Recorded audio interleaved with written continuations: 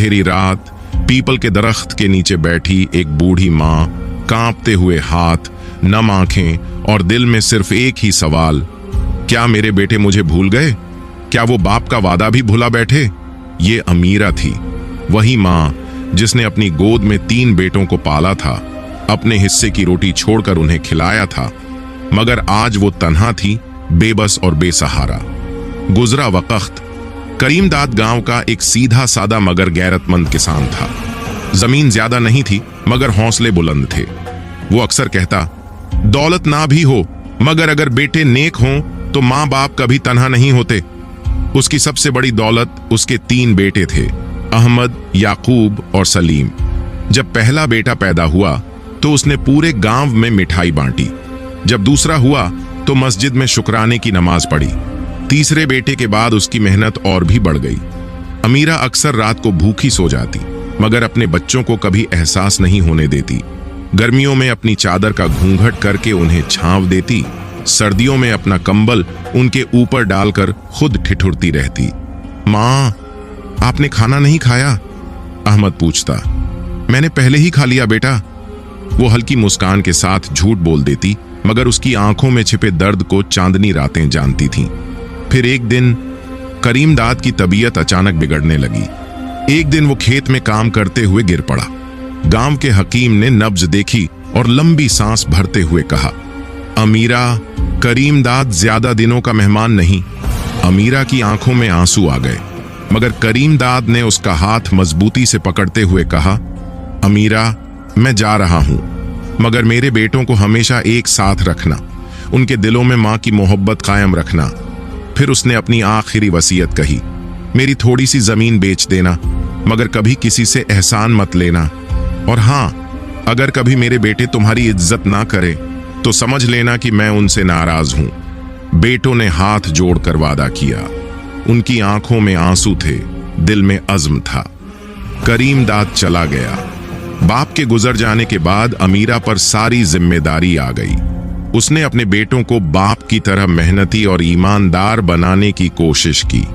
वो चाहती थी कि उनकी जिंदगी खुशहाल हो और वो हमेशा एक दूसरे का साथ दें। मगर वक्त के साथ चीजें बदलने लगीं। तन्हाई की दस्तक, नरम हवा नीम के सूखे पत्तों को हिला रही थी। धूप आंगन की मिट्टी पर ऐसे गिर रही थी जैसे कोई मुसाफिर कहीं ठहरने की जगह ढूंढ रहा हो। अमीरा अपनी पुरानी चारपाई पर अधलेटी थी। उसके बाल उलझे हुए, हाथों की नसें उभर आई थीं और आंखों में जिंदगी की थकान झलक रही थी। ये वही आंगन था जहां उसके 3 बेटे खेलते थे, जहां उनके कहकहे गूंजते थे, जहां वो रात भर जागकर उनके लिए रोटी पकाती, कभी बारिश में भीगे कपड़े सुखाती, कभी किसी की बीमारी में तड़पती। मगर अब वो आंगन वीरान था। वही बेटे जिनके लिए उसने अपनी पूरी जिंदगी दे दी, अब उसके लिए अजनबी बन चुके थे। जब पहली बार बड़ी बहू जैनब आई तो अमीरा के दिल में खुशी के दिए जल उठे। उसने अपनी माँ की पुरानी चादर जैनब को तोहफे में दी कि शायद वो इसे माँ की मोहब्बत समझे, मगर जैनब ने वो चादर बेपरवाही से किनारे रख दी। वो नए दौर की लड़की थी, उसे गांव की पुरानी रस्में अच्छी नहीं लगती थीं। बेटे बदल गए। कुछ महीने सब ठीक चला मगर फिर जैनब के मिजाज में तब्दीली आने लगी। वो अक्सर अहमद से शिकायत करती, अम्मी हर वक्त मुझसे काम करवाती हैं, मुझे अपनी जिंदगी जीने दो। पहले अहमद खामोश रहा मगर धीरे धीरे उसने मां से नजरें चुरानी शुरू कर दी। अब वो मां से कम बात करता और ज्यादा वक्त बीवी के साथ बिताता। फिर याकूब की शादी हुई। अमीरा ने सोचा कि अब शायद घर में फिर से बाहर आ जाएगी, मगर शकीला तो जैनब से भी तेज निकली। वो मां के सामने मुस्कुराकर बात करती मगर पीठ पीछे बेटे को भड़काती, देखो अहमद भाई अपनी बीवी के साथ कैसे रहते हैं और एक तुम हो जो हर वक्त मां की सुनते रहते हो। याकूब भी धीरे धीरे दूर होता चला गया। जब सबसे छोटा बेटा सलीम ब्याह कर फौजिया को घर लाया तो अमीरा को फिर उम्मीद जगी, मगर फौजिया चालाक थी। उसने बड़ी चतुराई से अपनी जगह बना ली। वो सबके साथ हंसती मगर सास के खिलाफ हर बात पर हामी भरती। अब अमीरा दिन भर घर के एक कोने में बैठी रहती, कभी बहुओं की हंसी की आवाजें सुनती, कभी रसोई से उठती पकवानों की खुशबू महसूस करती मगर कोई उससे पूछता तक नहीं था।